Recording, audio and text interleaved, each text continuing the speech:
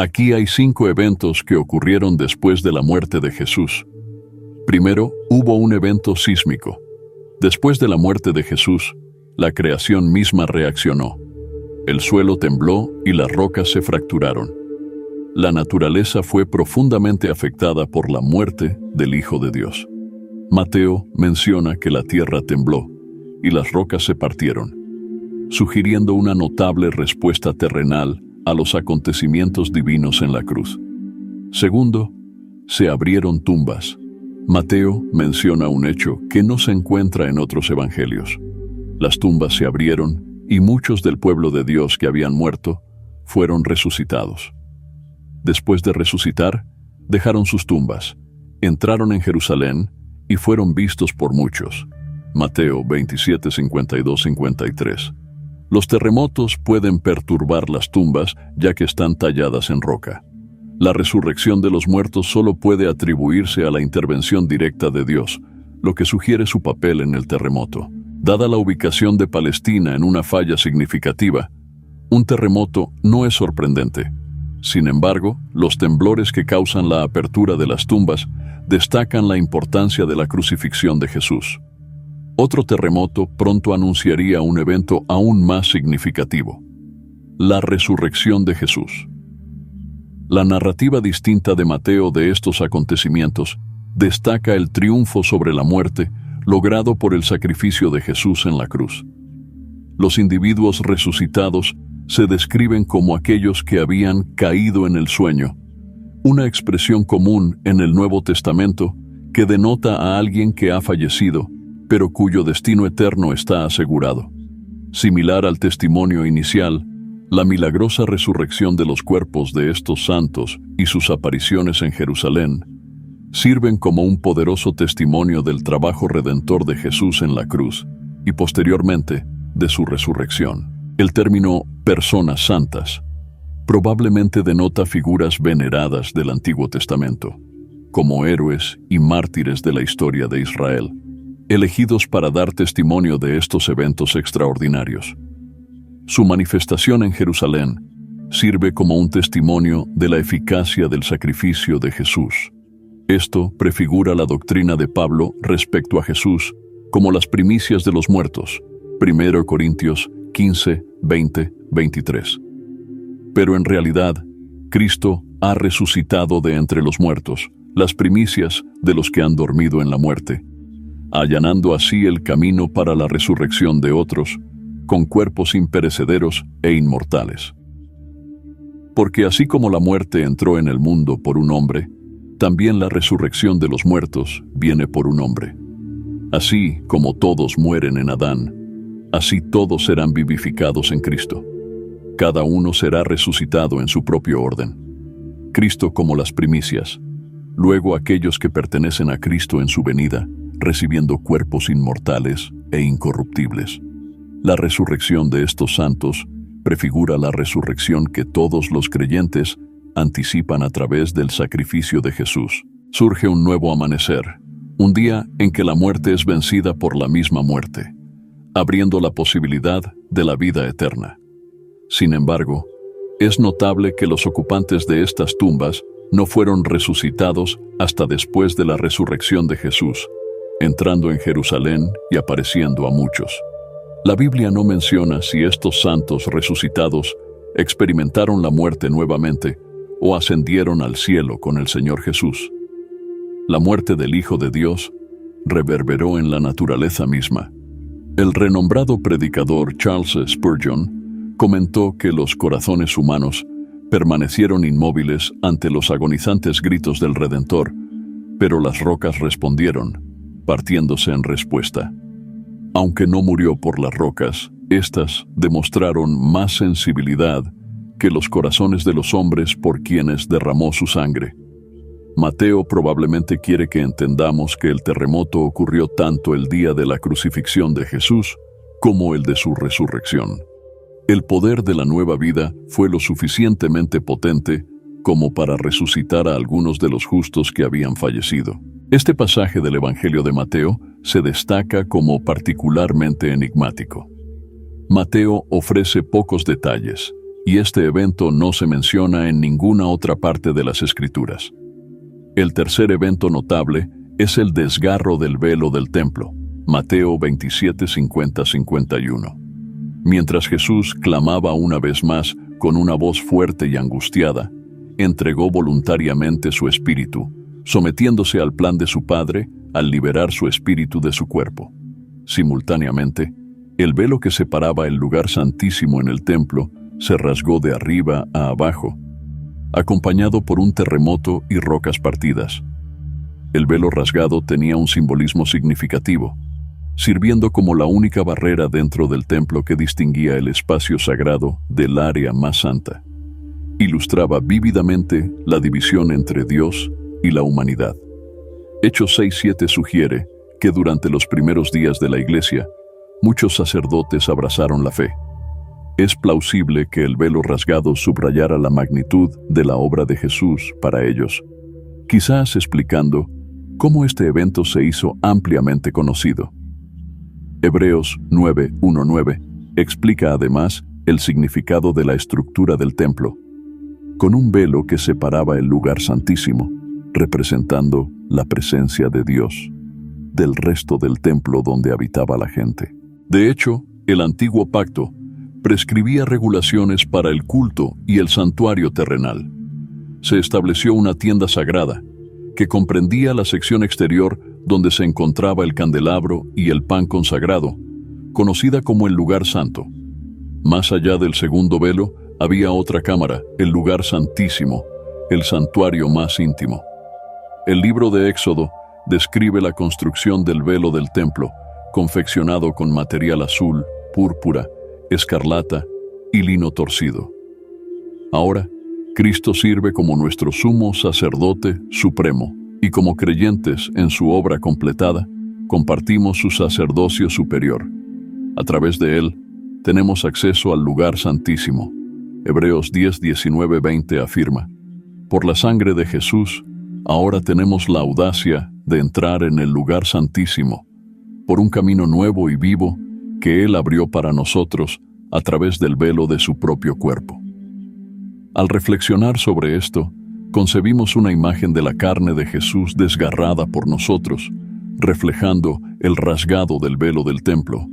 Hebreos profundiza en las implicaciones profundas de este evento, proporcionando una exploración perspicaz. La presencia del velo del templo servía como un recordatorio continuo de que el pecado hace que los humanos no sean dignos de estar en la presencia de Dios. La presentación anual de la ofrenda por el pecado, distinta de la multitud de sacrificios diarios, ilustraba claramente la verdad de que el pecado no podía ser completamente expiado o abolido mediante meros sacrificios de animales. A través del sacrificio de Jesucristo en la cruz, las barreras que dividían a Dios y a la humanidad fueron desmanteladas, otorgándonos la capacidad de acercarnos a Dios con seguridad y valentía. Hebreos 4:14-16 declara: por tanto, teniendo un gran sumo sacerdote que traspasó los cielos, Jesús, el Hijo de Dios, retengamos nuestra confesión, porque no tenemos un sumo sacerdote que no pueda compadecerse de nuestras debilidades, sino uno que fue tentado en todo, según nuestra semejanza, pero sin pecado. Acerquémonos, pues, confiadamente al trono de la gracia, para alcanzar misericordia y hallar gracia para el oportuno socorro. El desgarramiento del cuerpo de Jesús y el rasgamiento del velo simbolizan nuestra nueva audacia al acercarnos a Dios. Con un sumo sacerdote supervisando los asuntos celestiales, los creyentes disfrutan de un acceso sin restricciones. Al exhalar Jesús su último aliento, una fuerza invisible rasgó la densa cortina del templo, uniendo el santuario interior y el patio exterior. La muerte del Hijo desencadenó disturbios sísmicos, insinuando un vínculo cósmico entre el Creador y la creación. Notablemente, la oscuridad envolvió la tierra desde la 6ª hasta la 9ª hora, reflejando un evento profundo. Una oscuridad densa e impenetrable cubrió toda la tierra. Como profetizado en las Escrituras, Amós 8:8-9, El Señor decretó la caída intempestiva del sol y la oscuridad repentina en pleno día. A pesar de las frecuentes súplicas de señales celestiales, la oscuridad ahora servía como una indicación sombría de su ceguera espiritual.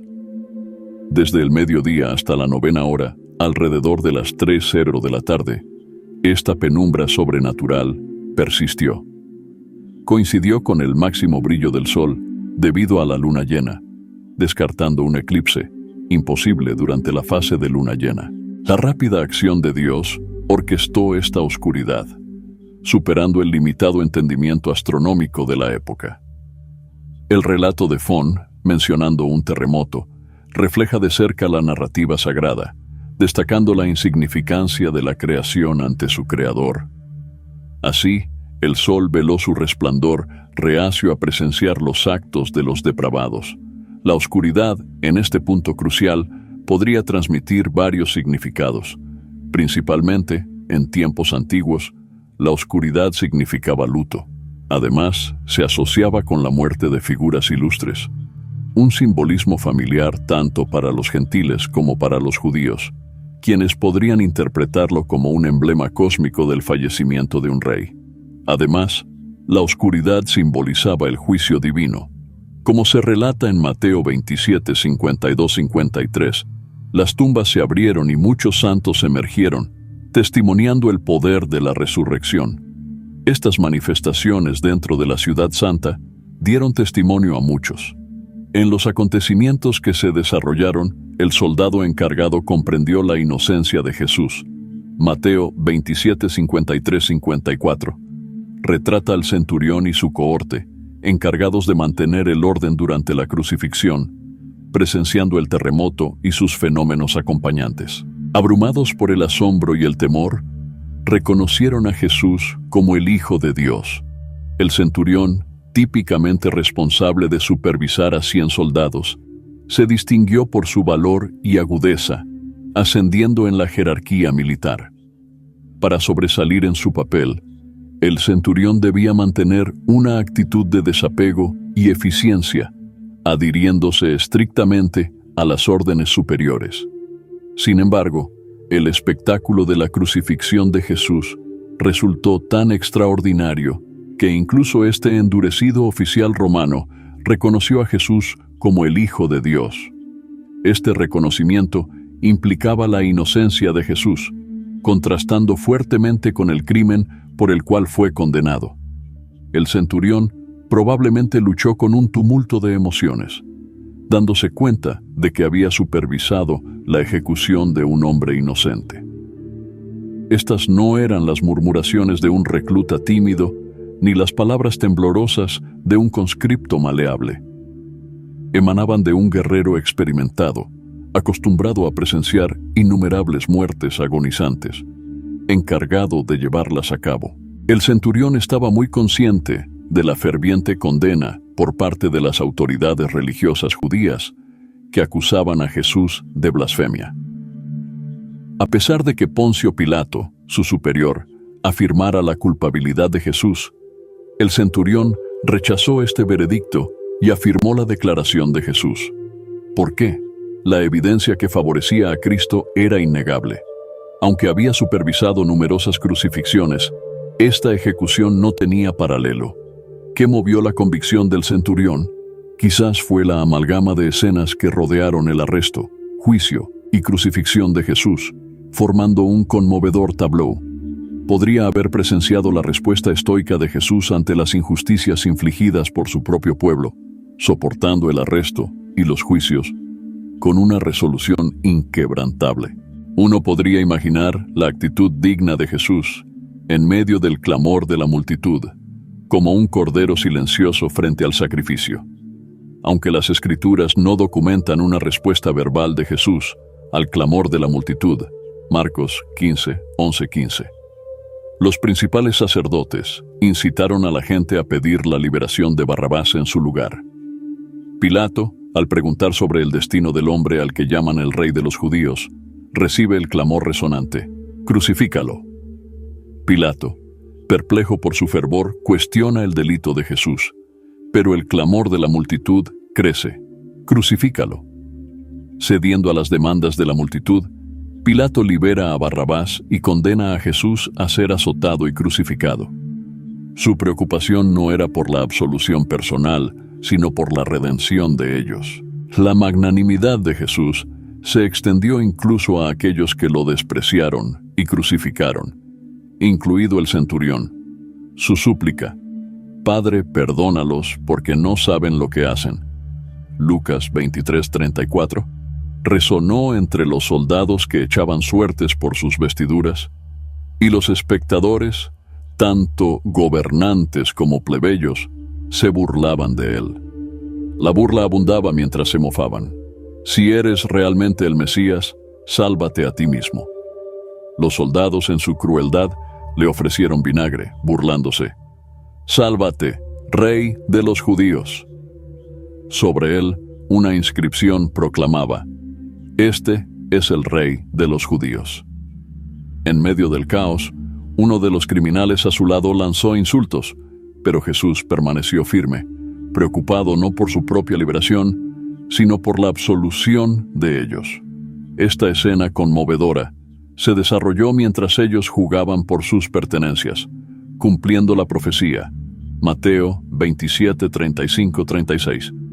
Y cuando lo hubieron crucificado, repartieron entre sí sus vestidos echando suertes. Sentados allí, mantuvieron la vigilancia, protegiendo contra cualquier intento de rescate potencial. Si los eventos anteriores no lo habían convencido ya, el centurión presenció otro fenómeno extraordinario: la respuesta de la naturaleza.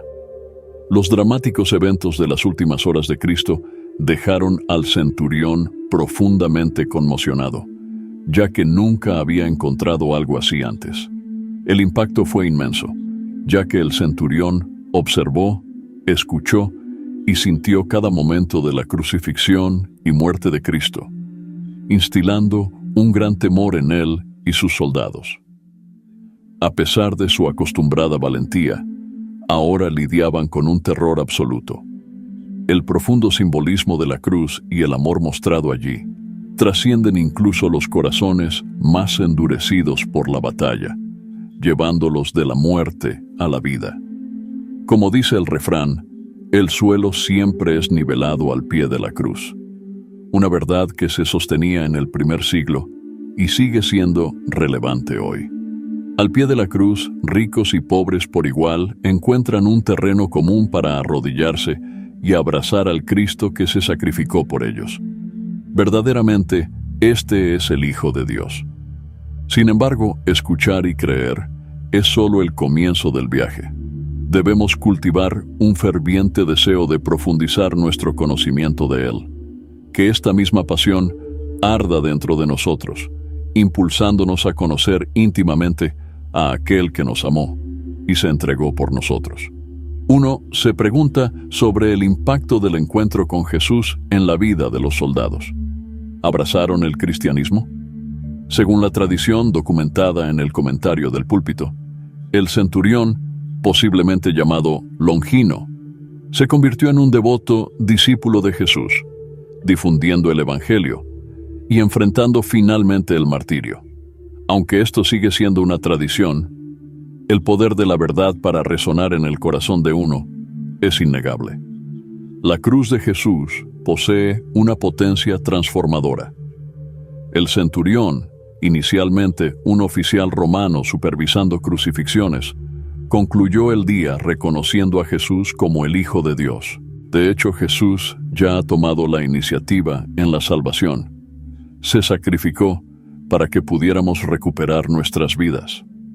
Al morir en nuestro lugar, no solo complació al Padre, sino que también redimió a la humanidad, sufriendo el abandono de la comunión con Dios. A pesar de su naturaleza terrible, este evento cumplió el plan benevolente y redentor de Dios. Mientras que algunos lo ven como un mito o una alegoría teológica, estos eventos se mantienen como hechos singulares que atestiguan la intervención de Dios en la historia humana. Sirven como afirmaciones notables y sobrenaturales de la veracidad del Evangelio y el profundo impacto del amor de Cristo. Si encontraste este contenido enriquecedor, te animo a suscribirte, asegurándote de no perder futuros videos. Juntos podemos iluminar más mentes y profundizar nuestra comprensión. Gracias por tu presencia y que las bendiciones de Dios estén contigo.